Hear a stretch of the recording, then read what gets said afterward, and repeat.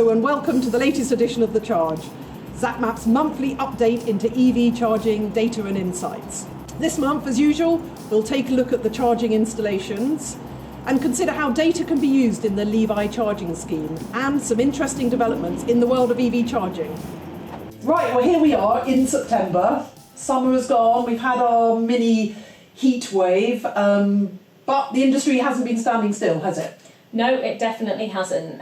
We're now up to over 48,500 devices on Zapmap as of the end of August, and 2,700 of those went in this month, over 300 of those being rapids and ultra rapids. If you look at that as a growth rate year on year, this time last year, then it's up 42.5%. So yeah, really lots and lots of things going in. Lots of data and lots of chargers going on. This Saturday was World EV Day, really great event trying to bring together the world, focusing on electric vehicles. And one thing we did is that we showed the growth rate, I don't know if people have seen it, but a growth rate of the charging infrastructure from 2011 when we started up until now. And actually just looking at it now, what's amazing to me is how flat that growth line is, for the first 7 years or so until we get to that around 10,000 in 2018. Yeah, did it feel like things were going in really quick back then? Yeah, we felt there were loads, but clearly, in retrospect, not so many.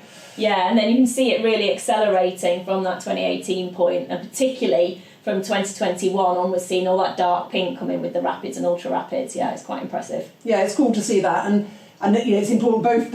We know that it's important to have the rapid and ultra rapid, and also those on-street chargers, which we talked about a bit last month about how they were coming, but they were patchy, and really hoping that the government LEVI scheme would really help that acceleration next year. Yeah, and we've seen that really move forwards in the last month. So I was at the Cenex-LCV conference on Thursday, and to coincide with that, the government announced that the second phase of applications is now open. And it means basically that hundreds of local authorities are actually able to put forward their applications for how they're going to use millions of pounds with each of them as to how they're going to use that to help improve infrastructure in their localities. So that's good news, isn't it? And we should hopefully see that start rolling out in 2024.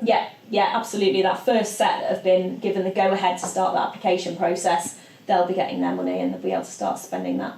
It's so important for those households that don't have off-street parking and want an electric vehicle, of which there are many. And we also announced at Cenex our new partnership, our data partnership. Yeah, so we announced at Cenex that to help support the local authorities, particularly now that they're able to make these applications, that within the brilliant NEVI system that Cenex have been running for the last year, you can now get access to the locations data from Zapmap. So making that available there for local authorities is really important for us and really important for Cenex. We wanted to do that together. So yeah, really pleased to get that partnership up and running. Yeah, really important for the transition. It feels like there's a lot of people in the industry all working together. Critical time.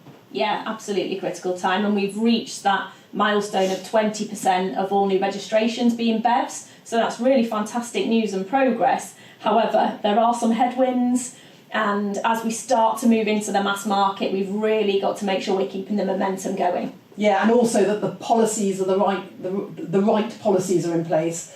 This week I'm actually going to the House of Lords to a parliamentary committee, because they are looking at the government policy, sort of scrutinising it to making sure everything's in place and we are on track. So I'm looking forward to that.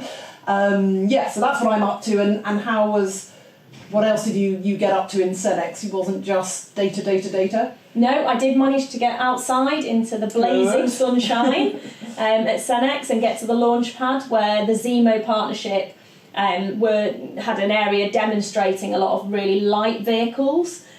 So got to have a little pedal round, a little drive around some of those. There's some really great innovations out there. Yeah, it's really important to get all the different vehicles and also to counteract that sort of auto-obesity trend, and I'm hoping there's going to be more smaller BEVs coming out. Right, well, before we finish, we usually take a look at some interesting charging things that have happened in the market. To me, probably the most important was the launch of the V4 supercharger in London.